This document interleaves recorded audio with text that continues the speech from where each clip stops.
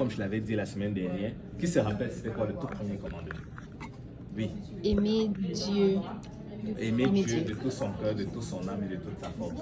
Mais ce commandement-là, souvent on le cite comme ça. Tu aimeras l'Éternel, ton Dieu, de tout ton cœur, de toute ton âme et de toute ta force. Mais en réalité, il y a une prémisse que Dieu met avant.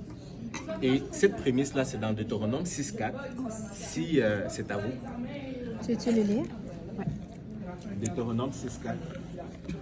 Écoute Israël, l'Éternel notre Dieu est le seul Éternel. Tu aimeras l'Éternel ton Dieu de tout ton cœur, de toute ton âme, de toute ta force et ses commandements. Jacob demande si tu peux parler plus haut. En plus haut, excuse-moi. Ok, je recommence? Oui, s'il te plaît. Écoute Israël, l'Éternel notre Dieu est le seul Éternel. Tu aimeras l'Éternel ton Dieu de tout ton cœur, de toute ton âme, de toute ta force. Amen. Donc le commandement c'est d'abord écoute Israël, l'Éternel ton Dieu est l'unique Seigneur et tu l'aimeras de tout ton cœur, de toute ton âme et de toute ta force. Donc ça commence d'abord par le fait que Dieu est un seul. Il est l'unique Seigneur. Amen. Et ça c'est important de le comprendre parce que on ne peut pas juste aimer un Dieu qu'on ne connaît pas. La première chose que Dieu veut qu'on sache, c'est qu'il est unique, qu'il est un seul. Il n'est pas divisé. Ce n'est pas une équipe de 3, de 4 ou de 5 personnes. Il est l'unique. La racine de unique, c'est un. Ouais. Mais maintenant, il explique après, dans la parole de Dieu, tu vas voir en fait que le prophète Ésaïe, ou bien dans plusieurs autres endroits, explique comment est-ce que Dieu est unique. Comment est-ce que Dieu est un. Et la façon dont Dieu se décrit comme étant un, c'est une façon qui enlève beaucoup de théories qu'on a aujourd'hui. Et l'une des premières choses qu'on va voir, c'est dans Ésaïe, chapitre 35.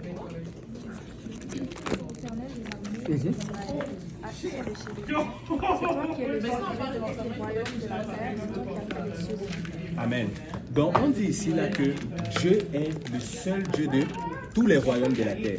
Et c'est lui qui a fait les cieux et la terre. Donc on te parle d'un seul Dieu qui a fait les cieux et la terre. Donc ce n'est pas que Dieu a commencé à se consulter avec quelqu'un pour faire les cieux et la terre.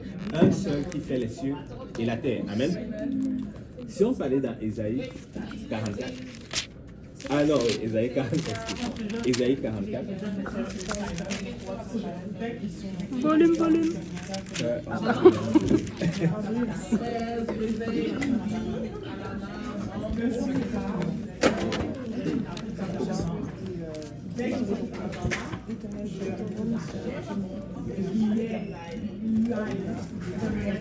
Amen. Et ici, en fait, la Bible dit que Dieu est le premier et il est le dernier. Et il dit, oh moi, il n'y a point de Dieu. Ça, c'est dans Ésaïe 44, verset 6. Il dit, ainsi parle l'Éternel, roi d'Israël et son rédacteur. Je suis le premier et je suis le dernier. Et oh moi, il n'y a point de Dieu. Imaginez qu'il y avait 3 personnes, ok? Qui avait le Père, Fils, Saint-Esprit. S'ils étaient divisés, 3 personnes distinctes, comme le dit la Trinité. Ça veut dire forcément le Père, il est venu avant le Fils. On est d'accord? Je ne sais pas si on est d'accord là. Parce que le Père était là avant le Fils. Mais ici, là, Dieu dit qu'il est le premier et il est le dernier. Donc le Père dit qu'il est le premier et il est le dernier. Mais quand tu lis dans le livre d'Apocalypse, la Bible te dit que Jésus est le premier et il est le dernier. Donc, si c'est que ces deux-là sont distincts, si c'est que ce n'est pas la même personne, ça fait qu'il y a la confusion. Il y a la confusion. Mais Dieu nous présente comme étant un Dieu qui est le premier et le dernier. Vous savez, le Dieu qui est le premier et le dernier de l'Ancien Testament, c'est le même Dieu qui a revêtu de la chair, qui est Jésus-Christ, qui est le premier et le dernier. Donc nous ne servons pas une combinaison de 3 dieux, il n'y a qu'un seul Dieu. Et regardez, si vous pouvez aller dans le livre d'Ésaïe, je ne sais pas si quelqu'un avait le chapitre, avait Ésaïe 44, 24. Ben, je vais le lire. Ésaïe 44, 24. La Bible dit, ainsi parle l'Éternel, ton Rédempteur, celui qui t'a formé dès ta naissance. Moi, l'Éternel, j'ai fait toutes choses. Seul j'ai déployé les cieux et la terre, seul j'ai étendu la terre. Et il dit ici là que même pour la création, bon, on l'a dit tantôt, la création, il dit qu'il est seul pour le faire. Je sais qu'il y a beaucoup dans la création, là dans Genèse chapitre 1, 27, où on dit Dieu dit faisons l'homme à notre image. Il y a beaucoup qui parlent, qui disent que le Père consultait le Fils. Mais ici, là, la Bible dit que seul Dieu a fait toutes choses. Seul Dieu a étendu la terre. Seul Dieu a créé toutes choses. Et dans Ésaïe chapitre 45, versets 5 et 6.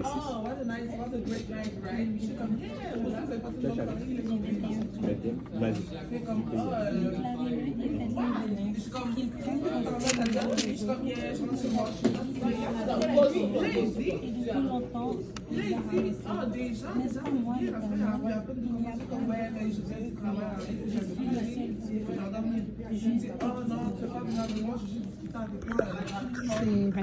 Tournez-vous vers moi et vous serez sauvés. Vous tous qui êtes aux extrémités de la terre, car je suis Dieu, il n'y a pas d'autre. Amen. Et ici, il dit en fait qu'il est le seul Dieu. Il dit, hors moi, il n'y a point de sauveur. Et il dit en fait, tournez-vous vers moi et vous serez sauvés. Donc ici, il pointe encore sur le fait qu'il y ait un seul Dieu. Et regarde, au verset 22, il dit, vous tous qui êtes aux extrémités de la terre, car je suis Dieu, il y en a point d'autre. Et Dieu m'attelle encore pour dire qu'il n'est qu'un seul. Il est un seul. Il dit que je ne connais point d'autre Dieu que moi. Écoute, si Dieu ne connaît point d'autre Dieu que lui seul, comment nous, on peut venir, on peut en connaître d'autres. Dieu qui sait toutes choses, amen. On est d'accord que Dieu est omniscient. Et si lui dit qu'il n'en connaît pas d'autres, comment nous pouvons nous dire qu'on en connaît d'autres? Il dit qu'il est le seul. Amen. Et juste un peu pour faire ça court, finalement, il y a 3 éléments qu'on doit considérer. Que quelqu'un dit 3 éléments. 3 éléments. Et la première chose, c'est qu'on a vu en fait que Dieu, il est un seul. Amen. Il est indivisible. Il est le premier et le dernier. Mais je ne l'ai pas lu tantôt. Je sais que j'avais donné ça à la sœur Andy. La Bible dit qu'il ne partage point sa gloire avec aucun autre. Et quand tu regardes en fait la définition de la Trinité, ça dit 3 personnes à Dieu coexistants, co-puissants, co-éternels. Mais Dieu dit qu'il ne partage pas sa gloire avec aucun autre. Donc il n'y a pas de co-puissance avec le Seigneur. Il dit qu'il ne partage sa gloire avec aucun autre. Et on a vu en fait également que il est le seul. Il n'en connaît point d'autre. Et le premier élément qu'il faut savoir également, c'est par rapport à la nature de Dieu. C'est que Dieu est saint. La Bible dit que l'un des caractères fondamentaux du Seigneur, c'est qu'il est saint. Ça veut dire quoi saint? Le mot saint, ça veut dire en fait que c'est un mot hébreu qui veut dire kadesh. Ça veut dire séparé et consacré à Dieu. Et ça veut dire qu'il ne tolère pas le péché. Il haït le péché. Dieu, il est pur. Il haït complètement le péché. Et tu sais, ça nous parle nous. Plus tu te sépares du monde et du péché et que tu te consacres à Dieu, plus en fait tu es en train de créer une atmosphère pour que Dieu puisse se rapprocher de toi. Si tu veux plus de Dieu dans ta vie, ça va prendre que tu te sanctifies davantage. Si tu veux plus de présence de Dieu, plus être utilisé par Dieu, plus aller en profondeur dans ta marche spirituelle avec le Seigneur, plus tu dois te séparer du monde. Plus tu te sépares du monde, plus tu te sépares des choses impures, plus tu es en train d'inviter Dieu dans ta vie. Pourquoi? Parce que c'est le caractère même de Dieu qui est saint. Et ça, c'est la première chose qu'on doit réaliser, c'est que Dieu, il est saint. Amen. Et quelqu'un dit Dieu est saint. Dieu est saint. Dieu est saint. Le deuxième élément qu'il faut réaliser, c'est que nous avons péché. Et le péché, en fait, qu'est-ce que ça vient mettre? Ça vient mettre un mur de séparation entre Dieu et nous. Parce que Dieu est saint. Ouais? Et le péché, en fait, ça vient nous séparer complètement de Dieu. Et regardez dans Romains chapitre 3, verset 26. Ben, si le frère Uder sont allés dans Romains 3, 26, et on va dire, la sœur Angie, si elle peut aller dans Romains 6, 23. Romains 3, 23. Et Romains 6, 23.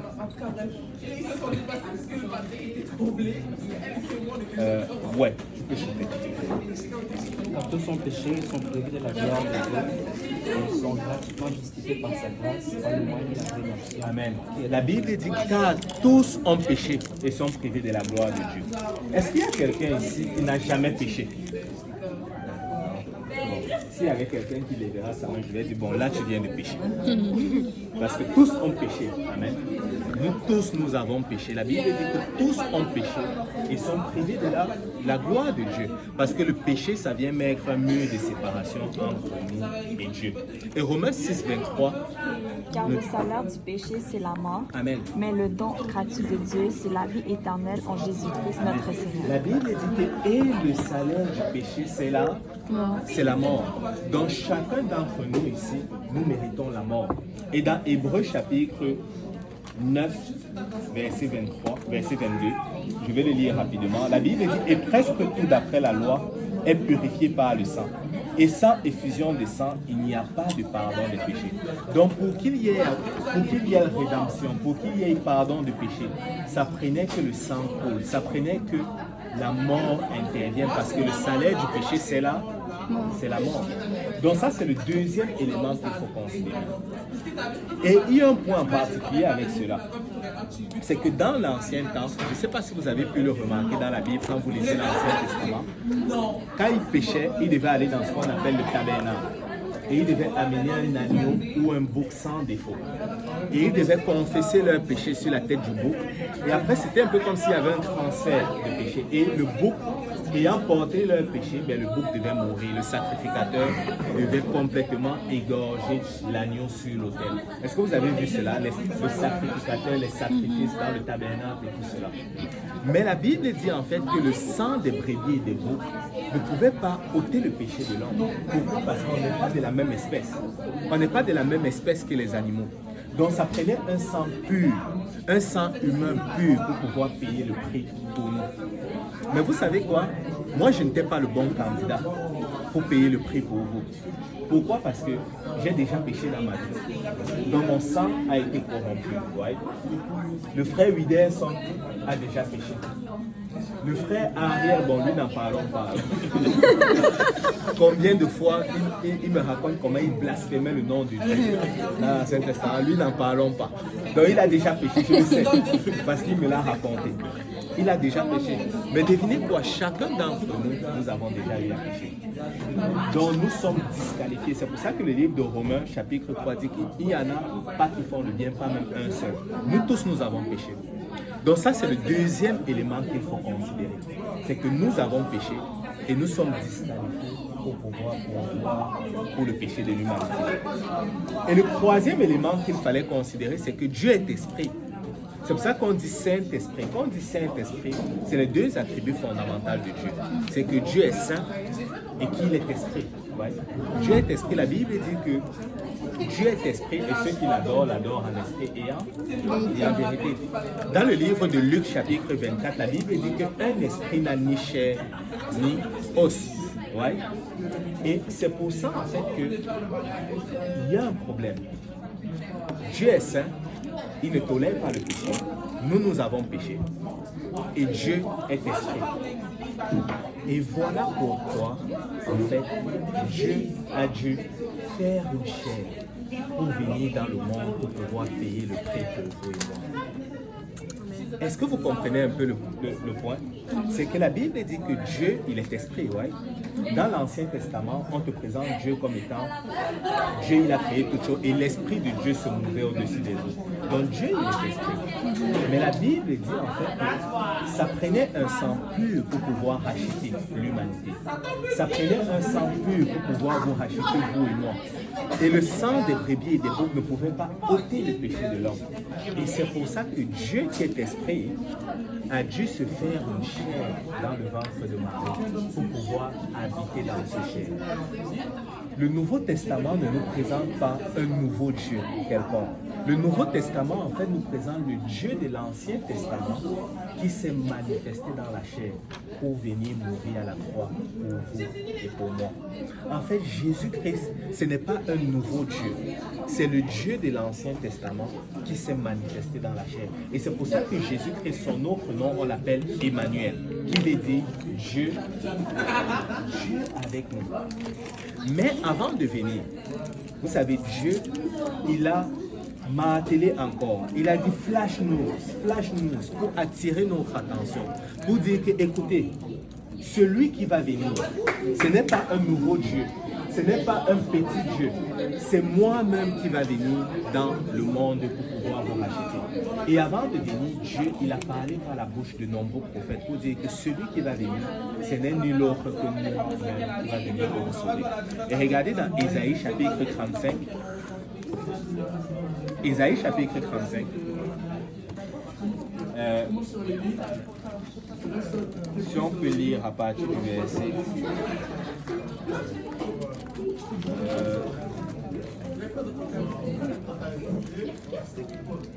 Isaïe 35 à partir du verset 4. Dites à ceux qui ont le cœur troublé, prenez courage, ne craignez point. Voici votre Dieu, la vengeance viendra, la rétribution de Dieu, il viendra lui-même et vous sera sauvé, et vous sauvera. Attends, il viendra Lui-même. lui-même et vous sauvera. En fait, Dieu est en train de dire que lui-même il va venir pour nous sauver. Ça ne sera pas quelqu'un d'autre. C'est lui-même qui va venir pour nous sauver. Amen. Si on parlait dans Ésaïe chapitre 40, à partir du verset 3.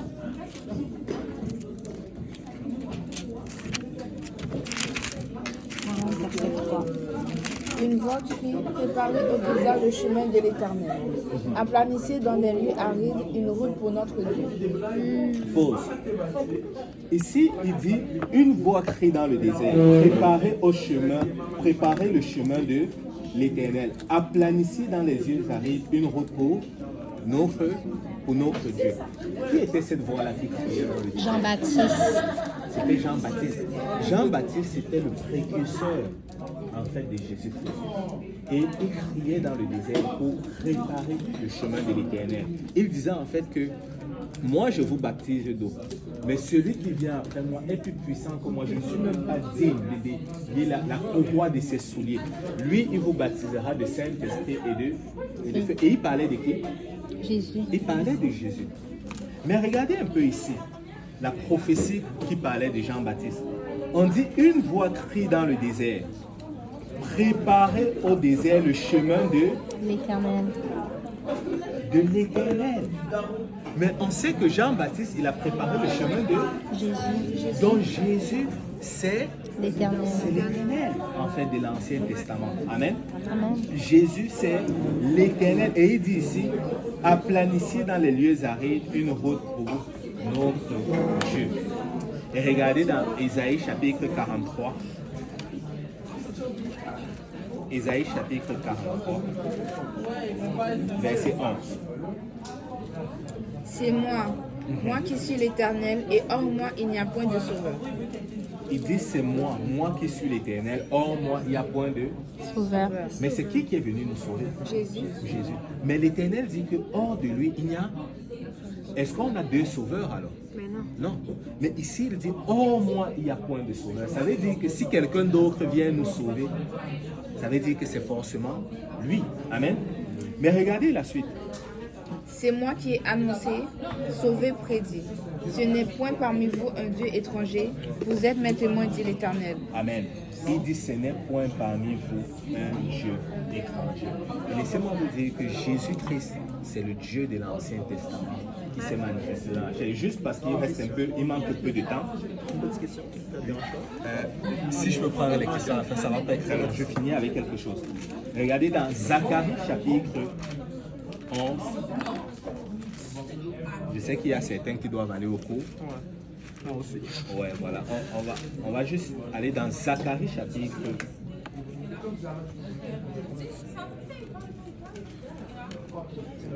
Zacharie chapitre 11, verset 12. Et ça, c'est Dieu qui parle dans Zacharie. Et regardez un peu. C'est qu'il dit, si quelqu'un peut lire. Verset 12.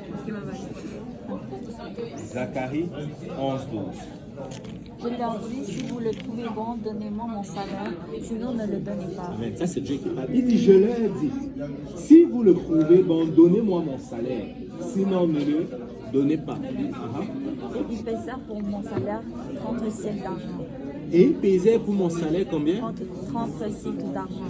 30 cycles d'argent. Là déjà, ça vous rappelle quelque chose. 30 siècles d'Arie. Hein? Mais regarde un peu la suite. L'Éternel me dit, jette-le au potier, ce prix magnifique auquel ils m'ont estimé. Et je pris les 30 cycles d'argent et je les jetai dans la maison de l'Éternel pour le potier. Ah, et là l'Éternel me dit, jette-les au potier. Et là, il prend l'argent, il jette dans la maison de l'Éternel pour le potier. Qu'est-ce qui s'est passé quand Judas a livré le Seigneur Jésus? Combien de pièces on a promis? C'était pas 30 pièces. C'était 30 pièces. Mais après cela, quand Judas il s'est dépensé, qu'est-ce qu'il a fait? C'est pas suicidé. C'est ça. Mais avant de se suicider, il a pris les 30 pièces, Il a jeté.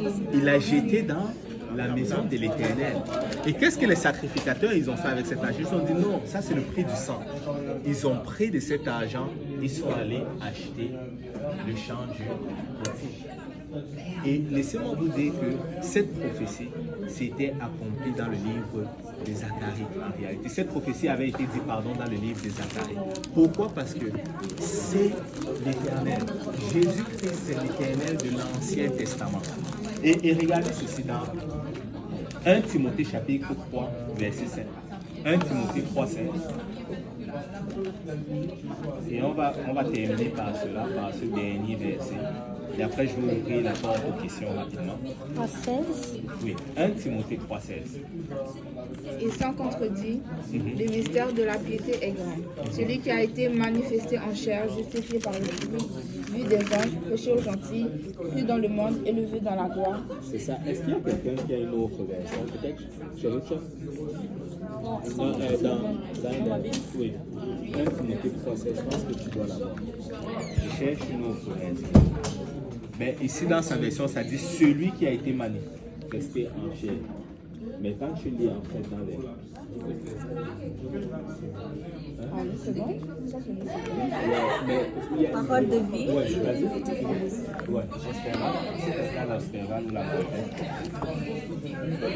1 Timothée 3, 16. Voilà. Il dit, et sans contredire le mystère de la piété est grand, Dieu a été manifesté dans la chair. Et le Nouveau Testament, comme je disais tantôt, ne nous présente pas un autre Dieu. Ça nous présente Jésus. Et le nom de Jésus en hébreu, c'est Yahushua, qui veut dire Yahweh Sauveur. C'est le même Yahweh qui s'est révélé à Moïse sur le buisson à Adam. C'est le même Dieu qui est venu nous sauver. Et c'est pour ça d'ailleurs, vous savez, lorsqu'on baptise, on ne doit baptiser sur aucun autre nom que le nom de Jésus. Vous savez qu'aujourd'hui, il y a beaucoup de personnes qui vont baptiser dans les titres Père, Fils, Saint-Esprit. Mais laissez-moi vous dire une chose. Quand tu regardes dans Matthieu 28, 19, comme je le disais la semaine dernière, la Bible dit « Allez, faites de toutes les nations des disciples, les baptisant au nom ». Le nom au singulier, c'est au singulier là-bas, ce n'est pas au pluriel.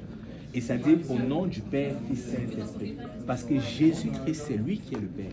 Jésus-Christ, c'est lui qui est le Fils et Jésus-Christ, c'est lui qui est le Saint-Esprit. Et c'est pour ça que les apôtres ont baptisé uniquement dans le nom de Jésus-Christ. Parce que le nom de Jésus-Christ est puissant. Je voulais juste brosser ça rapidement. Je sais qu'on n'a pas eu beaucoup de temps, mais s'il y a des questions, vous pouvez les poser. Je pense que le frère Serge avait une question avant qu'il ne parte. Oui, genre juste une petite question. Genre, on parlait un peu de Jésus et comment le sacrifice de Jésus pour nous, au fur et à mesure pour pardonner les péchés. Mais juste la question, c'est que le sacrifice de Jésus, on peut le voir plus comme un acte de foi que comme un acte de pardon. Disons donc que, parce qu'avec Jésus-Christ, Dieu lui-même, il pouvait juste venir et pardonner nos péchés. Mais il a envoyé Jésus. C'est pour ça que je vous dis que le fait d'envoyer Jésus, c'est plus un acte de foi. C'est pas vraiment... C'est un peu un acte de pardon, mais ça plus montre que c'est un acte de foi qu'un acte de pardon. Parce que du fait que Dieu lui-même, il est tout puissant, il peut juste venir et dire, tout le monde vous êtes pardonné. Il donne un songe à tout le monde, dit, voilà ce que j'ai fait pour vous. Et il n'envoie pas Jésus. Mais le fait d'envoyer Jésus, c'est le fait que je montre que c'est un acte de foi, c'est parce qu'il voulait montrer aux hommes que Jésus pouvait se ressusciter pour montrer que lui-même il est vraiment puissant. Le fait que juste de faire un songe aux personnes, ils n'allaient pas vraiment comprendre ce qui s'est passé. Ouais, déjà, il y a deux éléments avec ton point. C'est que l'acte de foi, tu dis par rapport à Dieu, donc que Dieu aurait eu besoin d'agir par la foi. Non, c'est le fait que je dis que l'acte que Jésus est plus un acte de foi qu'un acte de pardon. Quand tu dis l'acte de foi, c'est qui a commis l'acte de foi? Est-ce que c'est Dieu? Ouais, donc, comme Jésus c'est Dieu, donc disons que Dieu a commis un acte de foi, c'est donc le fait d'envoyer quelqu'un, et donc, Dieu envoie Jésus, son fils Jésus. Donc, Dieu voulait que, moi-même je pense que Dieu voulait que nous-mêmes, en tant qu'humains, on puisse être témoins de ça. Mais le fait que je dis que si c'est pas vraiment un acte de pardon, parce que Dieu voulait juste faire dire à tout le monde que vous êtes pardonnés, sans même envoyer Jésus et dire voilà toutes les choses qui arrivent. Je vois ton point, Serge. En fait, le premier élément qu'il faut considérer, c'est l'acte de foi. Parce que la Bible te présente un peu, pas te définit, mais te décrit un peu certaines caractéristiques de la foi. Dans Hébreux chapitre 11, on te dit la foi, c'est une ferme assurance des choses qu'on espère, une démonstration de celles qu'on ne voit pas. Oh, Dieu, il est omniprésent. Ouais. En même temps, il est aujourd'hui. En même temps, il est déjà dans le futur. C'est pour ça qu'on dit celui qui était, qui est et qui vient. Tu vois? Donc, en réalité, Dieu n'a pas besoin d'avoir la foi. C'est nous qui avons besoin d'avoir la foi parce que c'est ça. La foi, c'est quelque chose qui est associé à ce qu'on ne voit pas. C'est normal, tu vois? Donc, Dieu n'a pas besoin de poser un acte de foi. Pourquoi? Parce qu'il sait déjà toutes choses. Il voit déjà toutes choses. Donc, déjà, Dieu n'a pas besoin d'avoir la foi. Non, je ne dis pas ça pour que Dieu Tu ait vois? la foi. Non, je répondais juste à l'acte de foi. Ok. Tu vois? Parce que la racine foi par rapport à Dieu, ben, en réalité, c'est un concept qui n'existe pas. Parce que la foi est attribuée à quelque chose qu'on ne voit pas. Tu vois? Oh, Dieu, il voit toutes choses. Il sait toutes choses. Tu vois? Donc, il ne peut pas poser un acte de foi. Parce qu'il sait toutes choses. Je comprends. Mais maintenant, la deuxième chose, tu as dit, Dieu a envoyé son Fils. C'est une parenthèse dans laquelle je veux en venir parce que c'est une question que beaucoup de gens posent. Vous dites que Jésus-Christ est Dieu, mais pourquoi la Bible dit dans Jean 3,16 car Dieu a tant aimé le monde qu'il a envoyé son Fils unique? Vous connaissez le passage, Oui, ouais? Qu'il a envoyé son Fils unique. Donc ça sonne vraiment comme deux personnes, comme le Père qui peut-être il a vu son fils qui jouait un peu à la voiture. Il a dit, oh, va mourir à la croix pour leur péché. Tu vois? Et ça sonne un peu comme ça, comme s'il y avait deux personnes à Dieu distinctes. Mais regardez un peu 1 Timothée.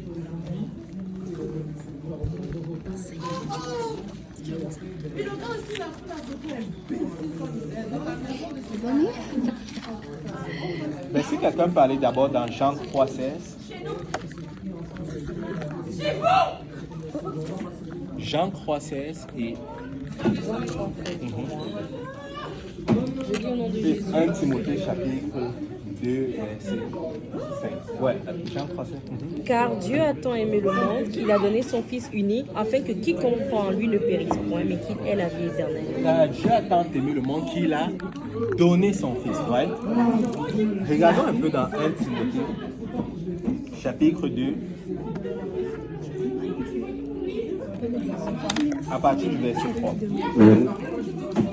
Cela est bon et agréable devant Dieu, notre Sauveur, qui veut que tous les hommes soient sauvés et parviennent à la connaissance de la vérité. Car il y a un seul Dieu et aussi un seul médiateur entre Dieu et les hommes, Jésus-Christ homme, qui s'est donné lui-même en rançon pour tous. Qui sait Donner lui-même. donner lui-même. Donc cela m'indique que celui qui donne est égal à celui qui se donne. Parce qu'on dit que Dieu a donné son Fils.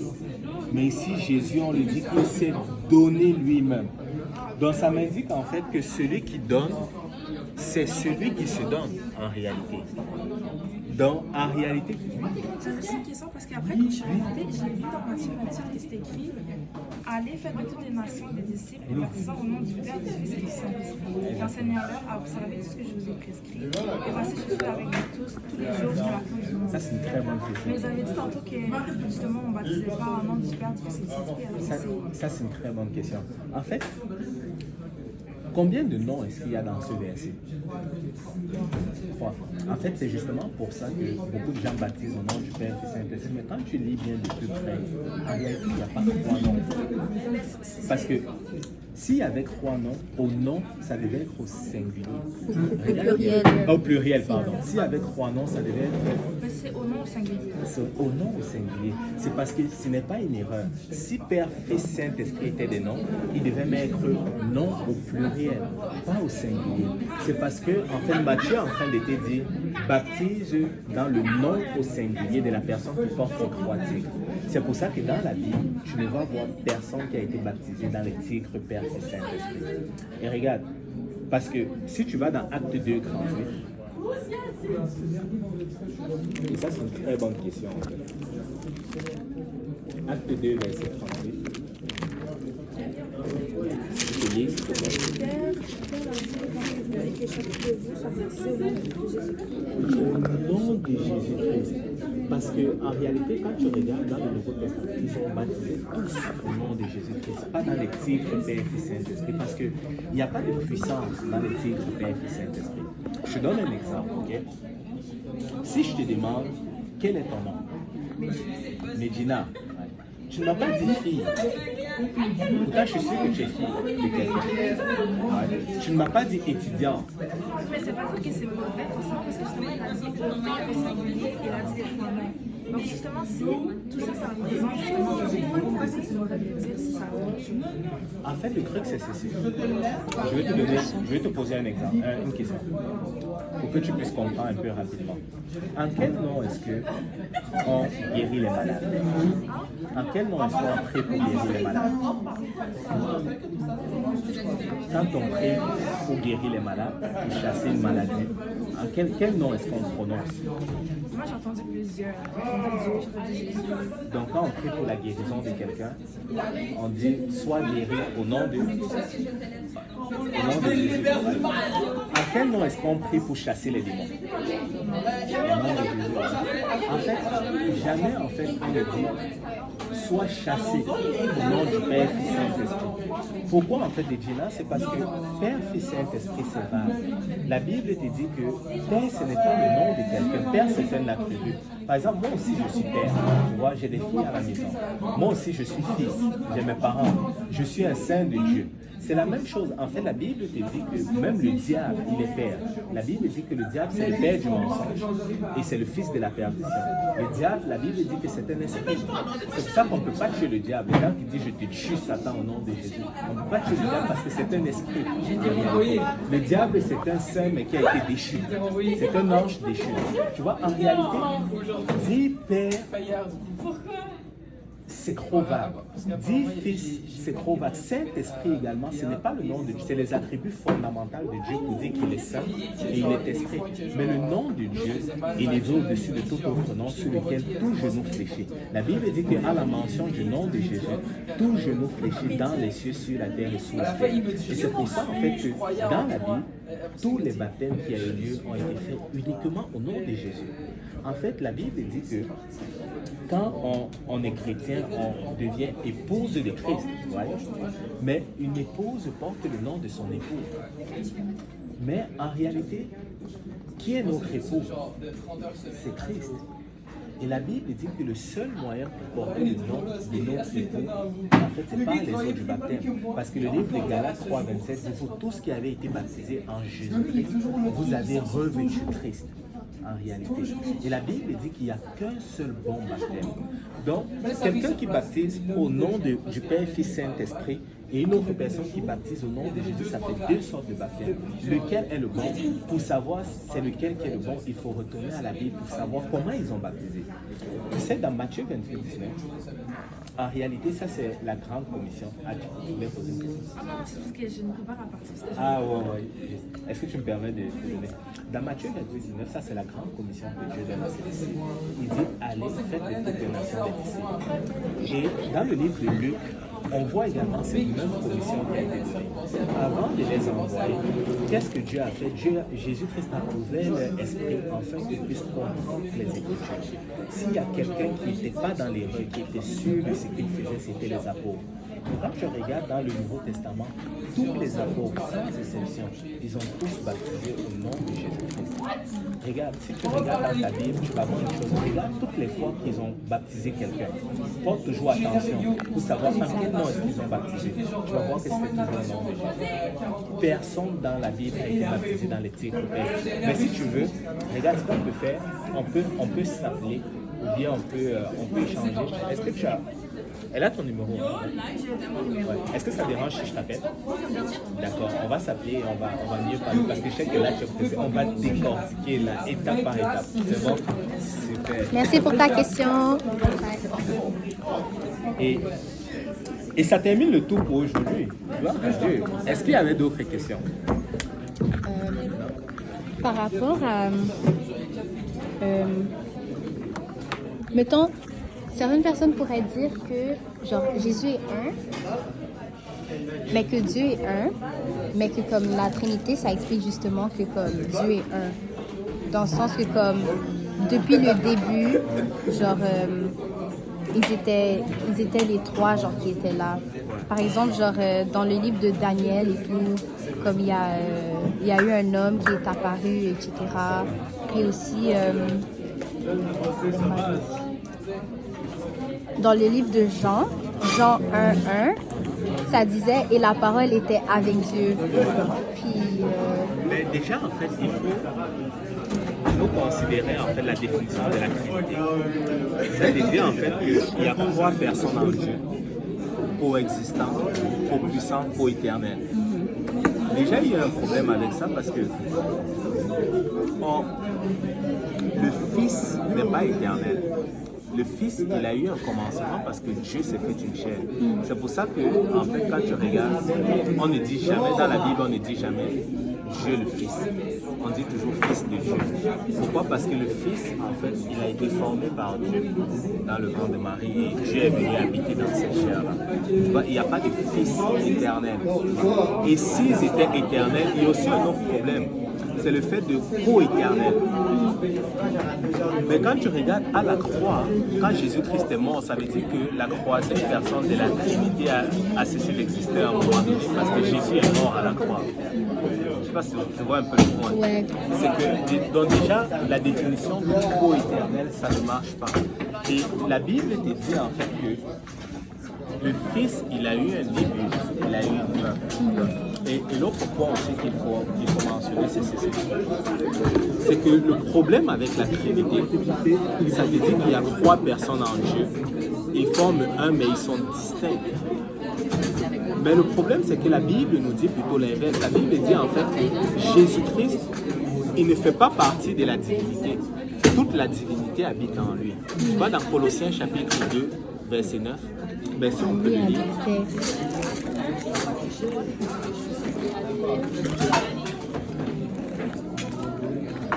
Parce que la Trinité dit en fait que Jésus-Christ fait partie de la divinité. Donc il fait partie de l'équipe en réalité. Mais dans Colossiens 2, 9, la Bible nous dit: prenez garde que personne de vous fasse de vous sa propre par la philosophie des hommes et pas des vains trompés, s'appuyant sur les traditions des hommes et sur les rudiments du monde. Au verset 9, ça dit: car en lui habite corporellement toute la plénitude de la divinité. Dans la Bible, il dit que toute la plénitude de la divinité habite en Jésus-Christ. Donc, il ne fait pas partie de la divinité, mais toute la divinité habite en lui. Donc, tout ce qu'il y a de Dieu habite en lui. Donc, hors de Jésus-Christ, il n'y a plus de divinité. Et c'est ça, en fait, que la Bible continue disant au verset 10, « Vous avez tout pleinement en lui, qui est le chef de toute domination et de toute autorité. » Donc, si on me dit que le Père et le Fils et le Saint-Esprit sont distincts, ça me laisse croire que le Père est une autorité, le Saint-Esprit est une autorité. Mais la Bible dit que le Fils, il est le chef de toute domination et de toute autorité. Donc, ça anéantit en fait la notion de co-égal de la Trinité. Parce qu'on te dit que Jésus-Christ, il est le chef de toute domination et de toute autorité. Et vraiment, c'est ça. sais pas si ça répond un peu à ta question. Mais, oui. Parce que le travail, quand je parle souvent avec des messieurs, ils me disent que, après, ils commencent à me dire que, parce qu'ils disent qu'ils veulent avoir plusieurs familles, que non, là, que tu peux avoir une seule famille, mais dit que, il veut parler de l'Ancien Testament, mais dit que Salomon avait combien de femmes, David avait combien de femmes, tout ça. Mais je l'ai dit, mais en fait, je ne sais pas vraiment où les passages pouvaient dire qu'il faut avoir une seule femme. Ben, en fait, quand tu regardes dans le livre de Matthieu, chapitre 6, est-ce qu'on doit avoir une seule?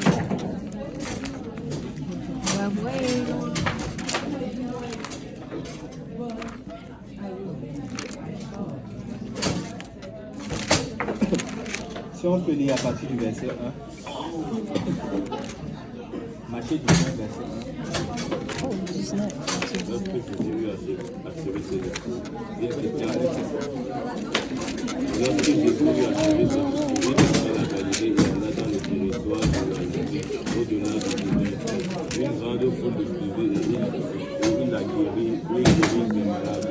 Les Samaritains l'abordaient et dit, vous le disiez, est-il permis à un homme de refuser